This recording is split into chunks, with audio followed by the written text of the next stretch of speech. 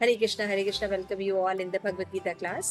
तो आज चैप्टर अध्याय 5 कर्म योग कृष्ण भावना कर्म श्लोका नंबर 10 और 11 करना है। ओके, सो नमो विष्णुपादाय कृष्ण प्रेष्ठाय भूतले श्रीमती भक्ति वेदांत स्वामी नामने नमस्ते सारस्वती देवी गौरवाणी प्रचारिणे निर्विशेष शून्यवादी पाश्चात्य देश कारणे प्रेम से कहूँ जय श्री कृष्ण चैतन्य प्रभु नित्यानंद श्री अद्वैत गदाधर शिवासादि गौर भक्त वृंदा। हरे कृष्ण कृष्ण कृष्ण हरे हरे, हरे राम राम राम। जैसे कि हम देख रहे थे कि कर्म योग श्रृंखला में कृष्ण भावना भावित कर्म जो है बंधन से मुक्ति करता है। तो ये 10वां श्लोक है। इसमें भी भगवान जो है बताते हैं कि विरक्ति पूर्वक परमेश्वर के लिए जब कोई व्यक्ति कार्यरत होता है तो उसको निष्काम कर्म भक्ति कहते हैं। और यहाँ हमें आना कर्मयोग नहीं, निष्काम कर्मयोग जो है वो हमें मोक्ष प्रदान करेगा। तो उसके बारे में भगवान जो है एक्सप्लेन कर रहे हैं इस सेक्शन में। क्या भगवान बोलते हैं?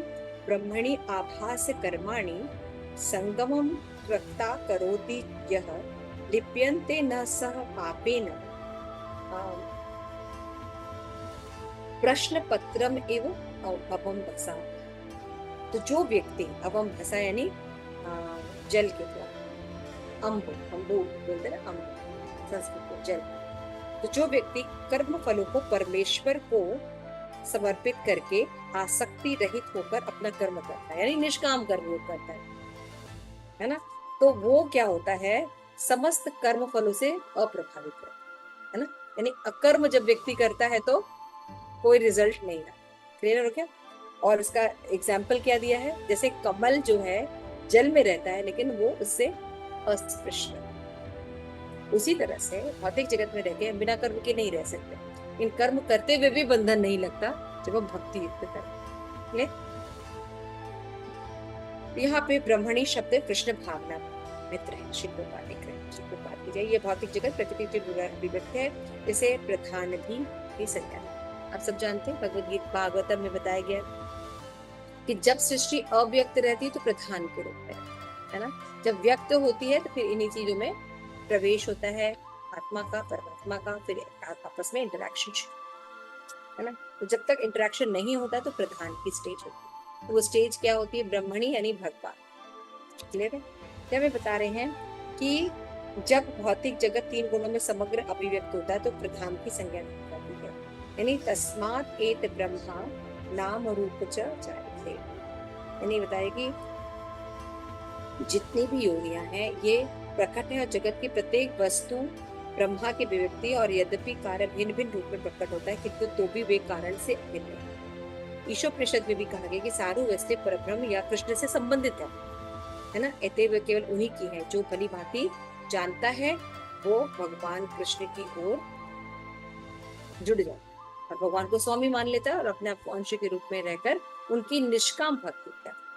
अब उनको उसको कुछ भगवान से चाहिए नहीं, भगवान की प्रसन्नता के लिए कार्य, तो उसे स्वभावतः शुभ अशुभ कर्म फल में कोई प्रयोजन नहीं है ना। क्या शुभ है क्या शुभ है, तो अगर भगवान के लिए प्रीति है वो करता है ना, और कोई शुभ भी है लेकिन भगवान की प्रीति उससे नहीं हो रही तो वो उसमें नहीं। तो यहाँ तक कि विशेष प्रकार का कर्म संपन्न करने के लिए भगवान द्वारा प्रदत्त मनुष्य का शरीर कृष्ण भावनामृत में सन्न किया जा सकता है। तब तक वो पाप कर्मों के कलमों से वैसे ही परे है। कलम जैसे कि कमल जो है वो जल में रहकर भी जल से अस्पृश्य। एग्जाम्पल मुझे बहुत अच्छा लगा। तो जैसे मायापुर में जाते हैं या कहीं ऐसी जगह जाते हैं जहाँ पॉन्ड होता है, सुंदर कमल खिला होता है, तो कमल से मुझे एक तो भगवान के अलग अलग अंगों का उपमा दिया जाता है, वो लगता है। कमल से ब्रह्मांड की सृष्टि की बात कही जाती है। कमल से यहाँ पे बताया जा रहा है कि जैसे कि कर्म फलों से जो रहता है व्यक्ति जो है बंधन में नहीं पड़ता कर्म करते हुए, जैसे जल में रह के कमल जो है जल से अस्पृश्य। तो we have to see things, है ना। हमें अपने आसपास चीजों को देखना चाहिए, है ना। जब हम देखते हैं तो whatever the knowledge we have उसका परसेप्शन वैसे ही है।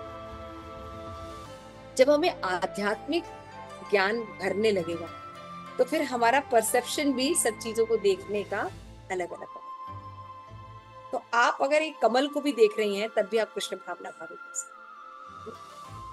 तात्पर्य कि कृष्ण भावना में ही पुरुष शरीर एवं इंद्रियों को अपना स्वरूप समझकर कर्म करता है। That is the main point. भौतिक लोग रहते हैं वो अपने को शरीर मानते हैं और सारा कार्य क्या करते हैं, अपनी इंद्रिय तृप्ति के लिए करते हैं। और वही सारा कार्य सोना खाना पीना उठना बैठना धन कमाना ये भक्त भी करता होता है, लेकिन क्या उसकी कॉन्शियसनेस चेंज हो जाती है कि भगवान का है और भगवान की सेवा में और प्रसाद रूप में चीजों में करता है। किंतु कृष्ण भावना व्यक्ति समझ कर कर्म करता है कि देह कृष्ण की संपत्ति और कृष्ण की सेवा में लगना चाहिए। ठीक है। और 11th में भगवान बताते हैं कायेन मनसा बुद्ध्या कैवल्य इंद्रियैरपि योगिनः कर्म कुर्वन्ति संगम भक्ता आत्मशुद्धये।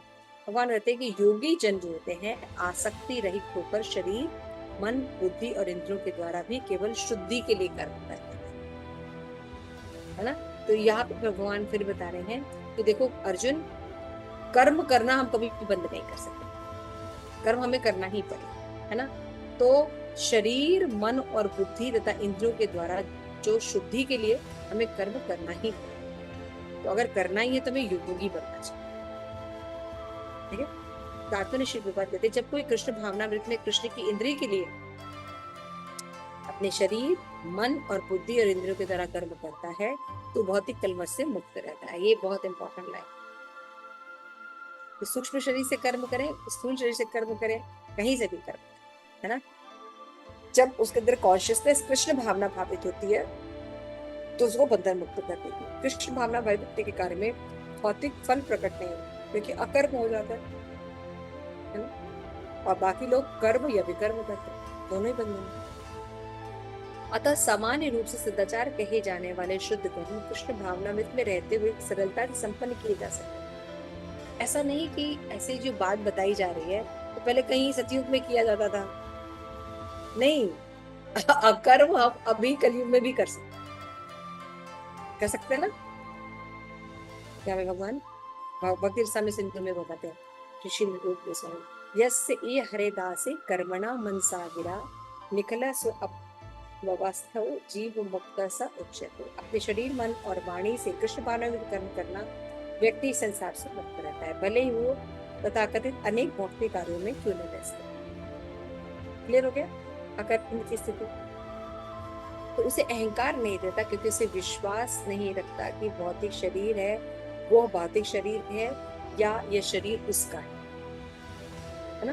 क्योंकि सब चीज शरीर भी है तो वो किसी और के द्वारा कंट्रोल होता है, किसी भी चीज पर हमारा नियंत्रण है। तो वो जानता है कि भगवान ने क्रिएट किया है, शास्त्र में बनता है, देखता है और समझता है। वो स्वयं कृष्ण का है और उसका शरीर कृष्ण की ही संपत्ति, इसलिए वो शरीर मन बुद्धि वाणी जीवन संपत्ति आदि से उत्पन्न प्रत्येक वस्तु को जो कि उसके अधिकार में है उसको कृष्ण की संपत्ति समझता है और कृष्ण की संपत्ति। यही कॉन्शियसनेस होना चाहिए, लेकिन ये इतना आसान नहीं। इसके लिए हमें भक्तों का संग करना पड़ेगा, है ना। उन्हीं के अंडर में रह के हम सब चीजें वो कृष्ण से एक रूप हो जाता है और उस अहंकार से रहित होता है जिसके कारण मनुष्य सोचता है कृष्ण रूप। यही कृष्ण भावना की। तो भगवान अर्जुन को बता रहे हैं जो कृष्ण भावना यानी निष्काम कर्म योग जब व्यक्ति करता है तो मनसा वाचा सब जगह से शुद्ध हो जाता है, क्योंकि एक चीज वो समझ जाता है कि he is not the doer, doer is Krishna. तो यहाँ पे भगवान बता रहे कि तुम्हें कर्म योग निष्काम कर्म योग करना चाहिए जैसे तुम बंधन से मुक्त हो जाओ। तो ये यहाँ पर है कि शुद्धिकरण के लिए हमें कार्य करना चाहिए, कर्म जरूर करना चाहिए, है ना। जब कृष्ण भावना भावित करेंगे कर्म तो क्या होगा, हम शुद्ध हो जाएंगे, शुद्धि कर्म और बंधन भी मुक्त है। जैसे कि हरिनाम चिंतामणि में क्या बताया गया कि गृहस्थ जो होते हैं उनके लिए क्या होना चाहिए, अंदर निष्ठा होनी चाहिए, कृष्ण निष्ठा, और ऊपर से लोकपाल, है ना। ये कब होता है, जब हम ये समझते हैं कि भगवान भोगता है, भगवान सर्वलोक महेश्वर है, भगवान सबके वेल विशर, है ना। तो इससे आपने अभी सुना होगा कि एक स्टोरी थी कि एक व्यक्ति था, वो बड़ा बूढ़ा व्यक्ति जा रहा था, उसका पर्स खो जाता है, तो वो ढूंढता है, कहता है, सारे लोग भी उसको ढूंढ के देते हैं। तो वो लोग कहते हैं ऐसा क्या था, ये तो पर्स खाली है आपका। और इतना परेशान कर दिया सबको। तो ऐसा क्या स्पेशल है, तो उसने दिखाया कि उसके पर्स में एक पिक्चर थी कृष्णा की, है ना, सुना था आपने? हाँ, कृष्णा की फोटो थी। फिर वो बताता है कि पिता ने बचपन में मुझे ये फोटो दिया था, कहा था कि भगवान जो है प्रेम के, जहां भी आपको कहीं प्रेम मिलता है उसको स्रोत भगवान, अगर कृष्ण को अपने पास रखोगे तो सदैव सुखी रहो। लेकिन जीव जो ही भूल जाता है, बड़ा होता है, पत्नी से आसक्त होता है, फिर वो फोटो चेंज कर देता है, फिर बच्चों का फोटो लगा देता है, फिर धीरे धीरे सब छोड़ देते हैं, पत्नी भी मर जाती है, अकेले रह जाता है। तो जब वो फोटो हटाता है तो देखता है कृष्ण थे, हैं और हैं। तो यही सब मूल चीज है। तो ये चीज समझ जाता है तो क्या करता है, कृष्ण भावनामृत कार्य। ठीक है, तो कृष्ण भावनामृत कार्य प्रसाद खा के भी होता है, कृष्ण भावनामृत कार्य युद्ध करके भी, है ना। तो भक्ति का मतलब ये नहीं होता है कि आराम की, कोई भी कार्य भक्ति, इसको एक्सेप्ट करना चाहिए। बहुत से लोग प्रचार करते हैं, किसी को प्रचार करेंगे तो प्रचार ही उसके लिए सब कुछ, किसी को हरि नाम करने को कहते हैं, किसी को कुछ, अलग अलग जितनी सेवाएं ना लगाते हैं, तो हमें उन कार्यों को ही मान्यता देनी चाहिए। हरे कृष्ण, शुभ प्रभात।